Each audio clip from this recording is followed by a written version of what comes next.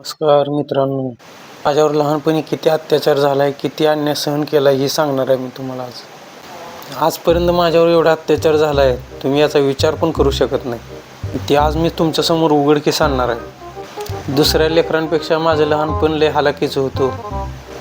रोज सकाळी मला बळजबरीनं 8 वाजता उठवलं जायचं, आंघोळीला गरम पाणी दिलं जायचं.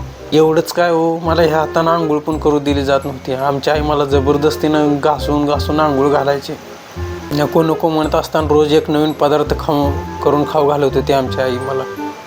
दुसऱ्यांच्या आया त्यांच्या लेकरांना किती मारत होत्या, पण माझ्या आईने मला कधीसुद्धा हात लावला नाही.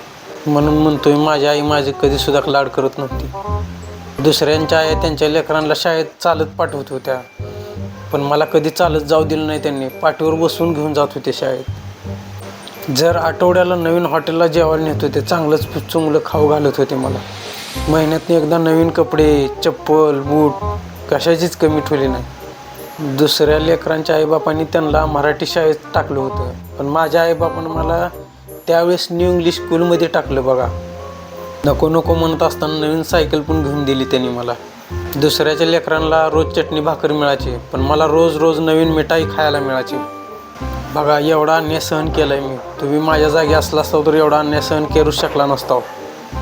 मला माहीत आहे, मी सांगायला तुम्हाला खूप उशीर केला आहे. मला ही पण माहीत आहे की माझ्यावर जे अन्याय झाला आहे ते ऐकून तुमच्या डोळ्यात नक्कीच पाणी आलं असेल. माझ्यावर झालेला लहानपणीचा अन्याय जर तुम्हाला आवडला असेल तर व्हिडिओला नक्कीच लाईक, शेअर, सबस्क्राईब, कमेंट करा.